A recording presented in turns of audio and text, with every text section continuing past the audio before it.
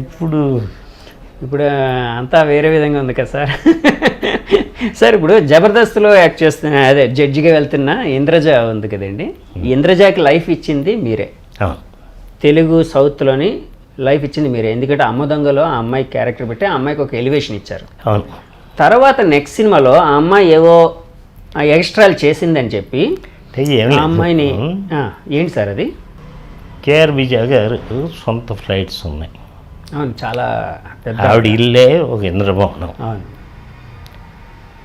ఆవిడకి అమ్మ మీరు ఎంతమంది వస్తారు మైసూరు అంటే అందరం వస్తామండి, పేర్లు చెప్తే మా మేనేజర్ ఫ్లైట్ టికెట్స్ బుక్ చేస్తాం. ఎక్కడికి? మీరు ప్రొడ్యూసర్ సార్ ఆ సినిమాకి? అంటే మా తమ్ముడు ప్రొడ్యూసర్, ఓకే, మీరు డైరెక్టర్. ఓకే, జగదీక్ వీరుడు సొంత ఇది జగదీక్ వీరుడు. రెండో సినిమా అమ్మ దొంగ తర్వాత ఇంద్రజకి. అవును, సేమ్ కృష్ణ గారి కాంబినేషన్. అవును, ఫస్ట్ దాంట్లో సౌందర్య ఆమని ఇంద్రజ. అవును. సెకండ్ దాంట్లో ప్రేమ సౌందర్య ఇంద్రజ గారు. అంటే తను వద్దండి ఫ్లైటు ఇక్కడి నుంచి బెంగళూరులో దిగి బెంగళూరు నుంచి మళ్ళీ కారులో వెళ్ళే బదులు నేను ఇక్కడి నుంచి డైరెక్ట్గా కారులో వస్తే ట్రైన్లో వస్తాను, మా అసిస్టెంట్స్ అందరూ మా కారులో వస్తారు. నేను చాలా గొప్పగా ఫీల్ అయ్యా. మరి అంత గొప్ప ఆవిడ షీజ్ నాట్ ఆర్డినరీ. ఆ స్టేజ్ ఉండేవాళ్ళు అంత గొప్ప లావిష్నెస్ ఉండేవాళ్ళు. నేను ట్రైన్లోనే వస్తాను, పొద్దున 6ంటికి ట్రైను, ఆ ట్రైన్లో వస్తుంది. తిని మా మేనేజర్ వెళ్ళి ఇలా నీకేంటమ్మా అంటే ఫ్లైట్ ఏదో అడిగింది. ఇలా కేఆర్ విజయ్ గారు అంతా ట్రైన్లో వస్తున్నారమ్మా వెళ్తా అంటే కలిపి పంపిస్తాను. అవును, నేను ట్రైన్లో వెళ్తే వాంతులు అవుతాయి అంది.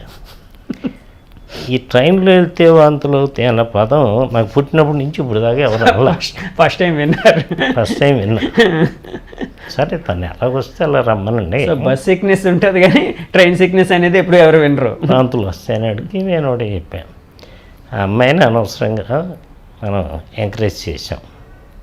సరే దీంట్లో కూడా మంచి వేషం ఇచ్చాం. ఓకే, మనం న్యాయం చేసేస్తాం, మన నుంచి వెళ్ళిపోద్ది, మన సర్కిల్ నుంచి వెళ్ళిపోద్ది. వెళ్ళిపోయి దాన్ని ఆ అమ్మాయితో ఎవరు మాట్లాడకూడదు సెట్లో. ఓకే, ఆ అమ్మాయి సెట్కి వచ్చే ముందు అందరికీ ఇన్స్ట్రక్షన్స్ ఇచ్చారు మీరు డైరెక్ట్గా? వచ్చింది, షూటింగ్ చేస్తున్నా, ఎవరు మాట్లాడట్లా. అలా ఎవరు మాట్లాడటానికి లేదు. ఎందుకంటే ఎవరన్నా మాట్లాడితే వాంతి చేసుకుంటుంది ఏమో, ట్రైన్లో వెళ్తే వాంతి చేసుకుంటుందట. మరి మాట్లాడితే కూడా వాంతి చేసుకుంటానికి అమ్మాయికి అవకాశం ఉంది, అందుకని ఎవరూ మాట్లాడదు. అలా వారం రోజులు షూటింగ్ చేస్తున్నాం, ఎవరు మాట్లాడుతున్నాం. ఓన్లీ నేను మా తమ్ముడు కెమెరామెన్. షార్ట్ రెడీ అయినప్పుడు ఆ షార్ట్ చెప్పడం అంతవరకు, అంతే. అమ్మాయికి యాక్టింగ్ చెప్పడం. తర్వాత వచ్చి ఏడు చేసింది. అదండి తప్పమ్మా, నువ్వు ఇక్కడ నేను ఇక్కడ పెట్టాం. అవును, అది మెయింటైన్ చేసుకో. అవును, అది మా దగ్గర కాదు, నువ్వు ఇంకోటి దగ్గర చెప్పుకో అని ఏదో చెప్పాం. ఇంకా అక్కడి నుంచి మళ్ళీ వాళ్ళు తప్పైందని నాకు ఇంకెందుకు పడించుకుంటారు సార్. తర్వాత అమ్మాయి మీతో కలిసి జర్నీ చేసింది అంటే తర్వాత ఇంకే సినిమాలో పెట్టారు సార్? ఆ అమ్మాయిని పెట్టలేదు సార్. అలాగే ఒకటి విన్నాను, మీరు అదే కోడైరెక్టర్గా పనిచేసేటప్పుడు రావు గోపాలరావు గారు, రేలంగి అల్లు రామలింగయ్య గారు, వీళ్ళిద్దరు కాంబినేషన్లో సీన్ ఉంది అంటే వాళ్ళు మహా టార్చర్ పెట్టేవారు ఏంటండి మిమ్మల్ని? మామూలు టార్చర్ ఉండదు. ఏమయ్యా నేనే రెడీయా, వాడు రెడీయా అంటాడు ఈయన రావు గోపాలరావు గారు. ఆయన రామలింగయ్య నేను రెడీ బాబు, తీసుకెళ్ళండి, ఆయన వస్తే నేను వచ్చేస్తా, ఏముంది అంటాడు. చివరికి వాడు కదలడు, వీడు కదలడు. గుడ్డు ముందా కోడి ముందా లాగా అంటే ఏది కదలదు. ఇక లోపలికి వెళ్ళి గురుగారు మీరు కారిపారండి అంట. సాగర్ ఎక్కడ వెళ్ళావు అంటాడు. మాకు వదండి. ఎవరు సార్? కోదండరామిరెడ్డి గారు డైరెక్టర్. ఆయన ఎప్పుడు అలా మాట్లాడు, అలా మాట్లాడిస్తా. టైం బీయింగ్ మీరు మాట్లాడించేవారు. వాళ్ళు వినగానే వచ్చేస్తారు. అంటే ఒక ఫన్ కోసం చేసేదండి. అది కావాలి. అదే అదే అదే అంటే షూటింగ్లో ఒక ఫన్. ఒకసారి క్రాంతి గారు సినిమాలో ఒక గెస్ట్ హౌస్లో వీళ్ళని పెట్టారు. ఆయన చాలా క్లియర్గా చెప్పాడు. క్రాంతి గారు అంటే చాలామందికి భయం, ఆయన కళ్ళల్లో చూసి మాట్లాడలేం, అంత పవర్ఫుల్ ఐస్, అంత ఫ్రెండ్ అందరికీ. రామలింగయ్యకి, రావు గోపాలరావుకి ఒకటే చెప్పాడు, మీరు 6 గంటలకు షూటింగ్ అవగానే వచ్చి ఏం చేసుకుంటారు చేసుకోండి, మందు కొడతారా కొట్టండి, తింటారా తినండి, 10ంటికి పడుకోవాలి, 6ంటికి లెగవాలి అని చెప్పేస్తాడు. అలాగే బాబు నీకెందుకు మేము ప్రాబ్లమ్స్ క్రియేట్ చేస్తాం అని చెప్పా. మీరు చెయ్యరు, మీరు తాగినాక చేయాలనిపిస్తుంది, కాబట్టి మీరు అలా చేస్తే ఆ రోజు రాత్రే మిమ్మల్ని ఇక్కడి నుంచి బయటపడేస్తా అని చెప్పేస్తాడు. మళ్ళీ వీళ్ళు రాత్రి పెంట, వాచ్మ్యాన్ గారి ఫోను, సార్ వీళ్ళు మళ్ళీ పెంట పెట్టేస్తారు. ఆయన వచ్చి వీళ్ళకి రూమ్లో ఉన్నాయని తీసేసి రాస్తాడు. ఆయన ఆ టైంకి వచ్చేవారండి నందకుమార్ గారు. అది ఫోన్ చేశాడుగా వాచ్మ్యాన్. ఆ గెస్ట్ హౌస్ ఏదో విఐపీలకని పెడతారు, అక్కడ నువ్వు తాగేసి అది పడగొట్టి ఇది పడగొట్టి అల్లరి చేస్తే ఆడి ఉద్యోగం పోద్ది. అట్లా అంటే వాళ్ళకి ఏంటంటే ఒక చిన్న ఫన్ చేయాలనిపించేది. అంటే మీతో సాన్నిహిత్యం ఉండేది కదండి వాళ్ళకి. మీ సినిమాల్లో, మీరు చేసిన సినిమాలో రావు గోపాలరావు గారు కానీ, అల్లూరి రామలింగయ్య గారిని కానీ ఏదైనా ఏ సినిమాలో పెట్టారు సార్? ఏమైనా పెట్టారా ఎప్పుడైనా? పెట్టరు. సో కథ పరంగా ఆర్టిస్టులు ఎవరు ఇట్లా కానీ? అవును. మీరు యాక్చువల్గా సుమన్ గారిని, భానుచంద్ర గారిని పెట్టి సినిమాలు తీసే టైంలోనే కదండి సుమన్ గారు అనుకోకుండా ఒక బ్యాడ్ ఇన్సిడెంట్లో ఇరుక్కోవడం, అంటే ఒక ఆయన మీద ఒక అపవాదు రావడం, అనుకోకుండా ఒక స్కాండిల్ లాంటిది. అవును. ఆ టైంలో ఎఫెక్ట్ అయిన సినిమాలో మీదేమైనా ఉందండి? లేదు, ఎఫెక్ట్ అవ్వలేదు, కానీ చాలామంది ఎఫెక్ట్ అయ్యారు. ఓకే. కాకపోతే నేను ఫ్రెండ్గా తనకేం చేయాలో చేశాను. యాక్చువల్గా అది అంటే ఆయన బ్లూ ఫిల్మ్స్ తీశారు ఇట్లా అని కదండి, యాక్ట్ చేశారనండి. ఏంటి సార్ అసలు అది? ఏ స్టేట్కైనా ఓ సీఎం, ఓ డీజీపీ, ఇంకొకళ్ళు కాంట్రాక్టర్స్ ఉంటారు కదా, లిక్కర్ కాంట్రాక్టర్, వీళ్ళ ముగ్గురే పవర్ఫుల్. ఏ స్టేట్కైనా అక్కడ ఎంజిఆర్ పవర్ఫుల్, డీజీపీ పవర్ఫుల్. ఆయన డీజీపీ మలయాళీ, ఎంజిఆర్ మలయాళీ. ఒక లిక్కర్ కాంట్రాక్టర్ వడియార్, వాడు వెరీ పవర్ఫుల్. ఓకే. వీడి ఫ్రెండ్, ఆడి ఫ్రెండ్ కమలాసన్లాగా ఉంటాడు, సుమన్ గారి ఫ్రెండ్. ఓకే. వాడు సమ్ రాష్ట్రపతికి రిలేషన్ అవుతాడు, అప్పటి రాష్ట్రపతికి. ఓ. వాడు వడియార్ కూతురు లవ్ చేశాడు. ఈ లిక్కర్ కాంట్రాక్టర్ ఎవరైతే ఉన్నారో వాళ్ళ డాక్టర్ని లవ్ చేశారు. మనందరికీ 32 పళ్ళు ఉంటాయి, దానికి 74 ఉంటాయి. వాడు ఎందుకు లవ్ చేశాడు పుడికి నాకు అర్థం కాదు. అంటే వడియార్ డబ్బంతో దొబ్బేద్దామన్నా ఏంటో నాకు అర్థం కాల. Single time settlement. సుమన్కి ఏంటంటే ఆ డీజీపీ కూతురు వీటంటే ఇష్టం. సుమన్ అంటే ఇష్టపడేది డీజీపీ కూతురు. సుమన్ ఎక్కడ షూటింగ్ అన్నా డీజీపీ కూతురు అండి, లేకపోతే డీజీపీ. ఓకే. సుమన్ గారిని డీజీపీ కూతురు ఇష్టపడేది, వడియార్ గారి కూతుర్ని సుమన్ గారి ఫ్రెండ్ ఇష్టపడేవాడు. ఓకే.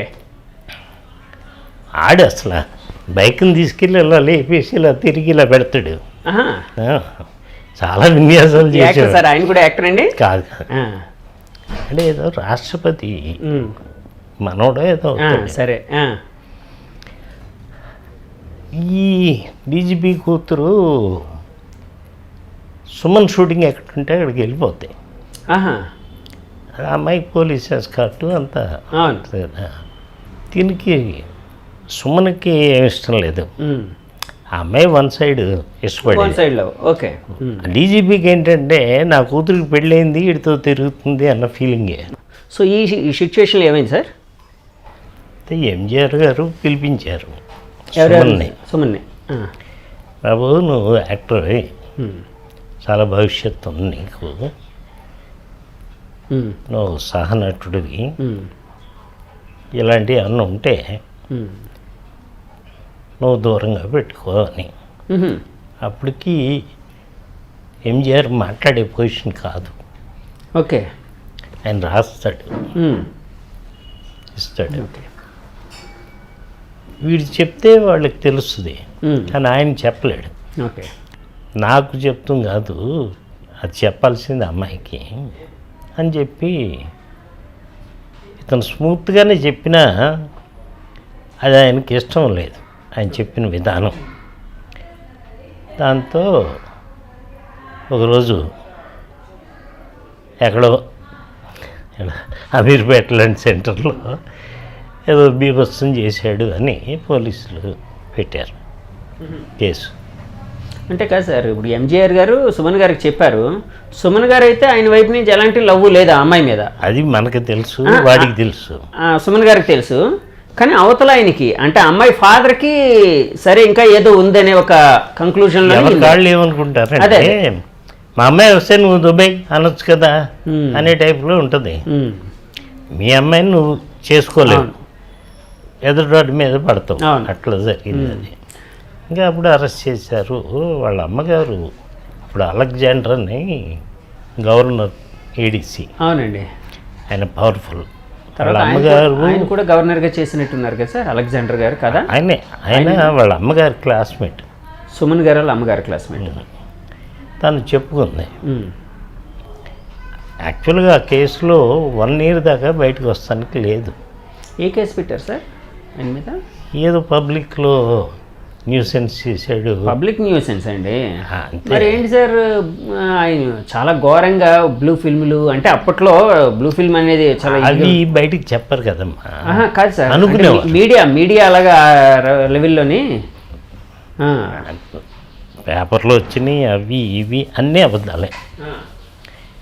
బట్ డెఫినెట్గా వాళ్ళ ఫ్రెండ్కి వీడియో షాప్ ఉంది, అప్పుడు క్యాసెట్స్. అక్కడికి చాలామంది అమ్మాయిలు వస్తూ ఉండేవారు. అది పైగా చాలా పెద్ద prime place. Adyar gate hotel ఆపోజిట్లో వాళ్ళ ఇల్లు. అక్కడంతా చాలా కాస్ట్లీ. అక్కడ ఉండేవాడు. అక్కడ వీడి సాయంత్రం షూటింగ్ అయిపోయినాక ఇంకోటి ఎంతైనా హీరో కదా, వెళ్తాడు, అందరూ అభిమానిస్తారు. క్రేజ్ అనేది ఉండేది. అవును. పైగా వీడు చాలా అందగాడు. అవును.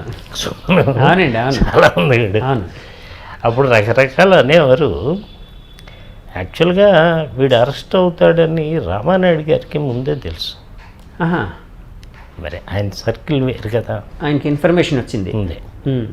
అప్పుడు సుమన్తో తీయాల్సిన సినిమాని ఆపేశాడు, షూటింగ్ స్టార్ట్ చేయలే. ఓకే. అంటే కొంచెం హై లెవెల్లో కొన్ని విషయాలు తెలుస్తూ అదే. అవునండి. అవును. సో అది బయటికి చెప్పకుండా ఆపేశారు. తర్వాత తెలుస్తాయి కదా. అవునండి. అవును.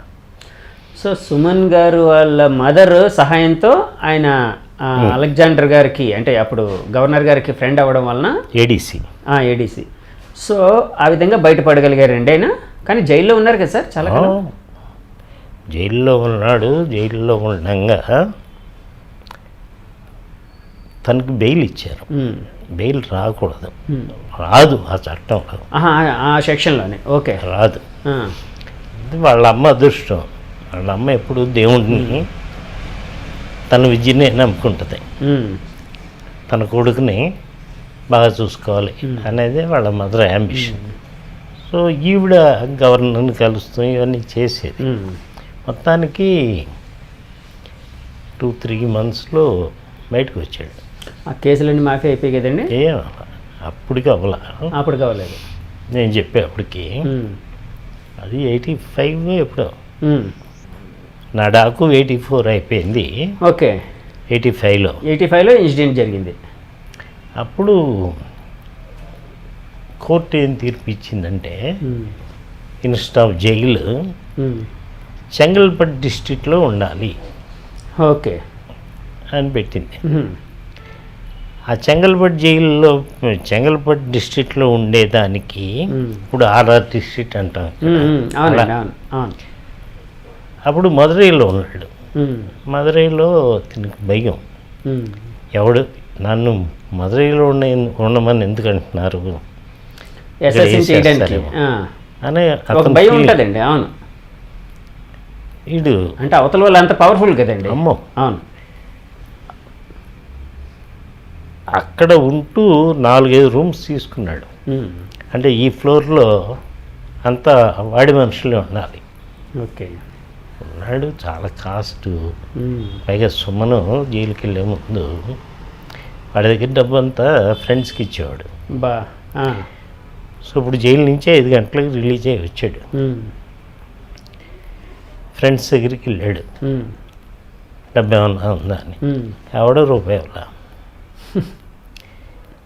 ఈ రేపు పొద్దున్న ఫ్లైట్లో మదురై వెళ్ళాలి. రేపు పొద్దున మదురైలో 10ంటికి సంతకం పెట్టాలి. ఓకే. అక్కడ పోలీస్ స్టేషన్ అఫీషియల్స్ మధ్య సంతకం పెట్టకపోతే మళ్ళీ ప్రాబ్లం. అవును, బెయిల్ అనేది రద్దు అయిపోతుంది కదండి. సరే, ఈలోపు నేను ఆర్ నాగేశ్వరరావు కొడుకు, నేను. ఆర్ నాగేశ్వరరావు అంటే విలన్గా చేసేవారు. ఎన్టీఆర్ గారికి వాళ్ళకి పోటీగా చాలా హైట్గా ఉండేవారు ఆర్టిస్ట్. దొంగరాళ్ళలో మంచి క్యారెక్టర్. అవును అవును. ఆడు నేను మేమందరం మదురైలకి బస్సులో వెళ్ళాం నైట్. ఈయన్ని తీసుకునండి, సుమన్ గారిని తీసుకుని. ఈడు పొద్దున్న ఫ్లైట్లో వస్తాడు. మరి డబ్బులు ఎలా సమకూర్యారు సార్? ఆడేదో అదే ఫ్రెండ్స్ అయితే ఇవ్వలేదు బాబా, ఏదో అవస్థలు పడి వచ్చారు. అప్పుడు సారథి అని మేనేజర్ ఉండేవాడు, చనిపోయాడు. తనేదో ఏర్పాటు చేసి ఉంటాడు. ఓకే. మేము మటుకు మా సొంత డబ్బుతో. మీరు మదురై వెళ్ళిన తర్వాత ఏం చేశారు సార్? అంటే ఆయనకి మోరల్ సపోర్ట్ లాగా? అంతే వెళ్ళి మేము ఒక 3-4 డేస్ ఉండి ఏమవుతుంది అడిగి ధైర్యం చెప్పి మేము వచ్చేసాం. రకరకాల పాత పేపర్లు అన్నీ చూసినప్పుడు తెలిసిన విషయం ఏంటంటే చాలా గాసిప్స్ వచ్చాయి. సుమన్ గారు జైలుకి వెళ్ళడానికి పలానా వాళ్ళ కారణం అని చెప్పి. ఈవెన్ చిరంజీవి గారి మీద కూడా, అంటే అప్పుడు పత్రికలు అట్లా రాశాయి. అంటే అది అడుగుతున్నానండి, అంతవరకే నేను. అంటే అందులో నిజం ఉందని కాదు నా ఉద్దేశం. అంటే సుమన్ అనే వ్యక్తి ఒక అందగాడు, అప్పుడే ఒక యాక్షన్ సినిమాలు చేస్తూ ఒక మంచి హీరోగా ఎమర్జింగ్ అవుతూ ఉన్నాడు, ఎదుగుతూ ఉన్నాడు. సో నాకు పోటీ వస్తాడు అనే కాన్సెప్ట్లో చిరంజీవి గారు చేయించారని చెప్పి అప్పట్లో పత్రికల్లో చాలా ఘోరమైన రాతలు వచ్చాయండి. అవి మీరు చూసే ఉంటారు కదండి. అప్పుడు అవి చూసినప్పుడు మీకు ఏమనిపించింది సార్? అవన్నీ అబద్ధాలు. అప్పుడు చిరంజీవి పెద్ద హీరో కాదు, ఒక్క ఖైదీ ఏదో ఒకటి వచ్చింది. ఎవరి ఇమేజ్లు వాళ్ళకు ఉన్నాయి. డెఫినెట్గా సుమన్ అందగాడు, దాంట్లో డౌట్ లేదు.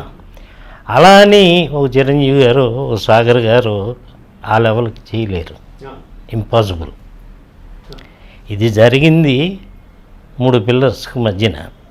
ఒక ఒడయార్, ఒక డీజీపీ, ఒక ఎన్టీఆర్. ఈ ముగ్గురే ఒక సిటీకి అధిపతులు, తమిళనాడుకి. సో వీళ్ళ ముగ్గురికి జరిగిన అన్యాయమని మీకు నేను చెప్పింది. అందులో వాళ్ళు అన్యాయం అనుకుంటున్నారు, అది అన్యాయం కాదు. అవును. సుమన్ గారి పాయింట్ ఆఫ్ వ్యూలో అసలు ఆయనకి ఏ పాపం తెలియదు, క్వశ్చనే లేదు. ఇరికించారు ఫ్రేమ్డ్గా, అంతే. అది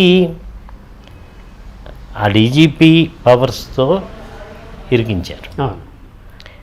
అలా జైలుకి వెళ్ళాడు. ఇంకోటండి, చిరంజీవి గారికి ఆ టైప్ ఆఫ్ మెంటాలిటీ కూడా లేదు కదండి. ఆయన ఫస్ట్ నుంచి ఆ టైప్ ఆఫ్ మెంటాలిటీ కూడా అన్నీ ఎద ఊహలు సార్. అప్పట్లో రకరకాల గాసిప్ పత్రికలు ఇవి అవి ఈ విధంగా తప్పుడు ఆరోపణలు. చిరంజీవి గారు కూడా చాలా హర్ట్ అయ్యి ఉంటారు కదండి ఆ వార్తలు చూసినప్పుడు. డెఫినెట్గా హర్ట్ అవుతుంది కదా సార్. డెఫినెట్గా హర్ట్. ఏమాత్రం సంబంధం లేదు దానికి. జరిగింది నిజమే అయితే నువ్వు చెప్పుకున్నా బాధపడ, జరిగింది అబద్ధమైనప్పుడు అందరం బాధపడతాం. అవును, అదే నాకు జరిగినా బాధపడతాం. అవునండి, ఎవరైనా. సార్ అలాగే మాస్ మహారాజాగా పిలువబడుతున్న రవితేజ, అంటే ఇప్పుడు మాస్ మహారాజా అని అందరూ వాళ్ళ అభిమానులు, బయ్యర్స్, వాళ్ళు పిలుచుకుంటూ ఉన్నారు. చాలా పెద్ద హీరోగా ఉన్నాడు అతను. ఒకప్పుడు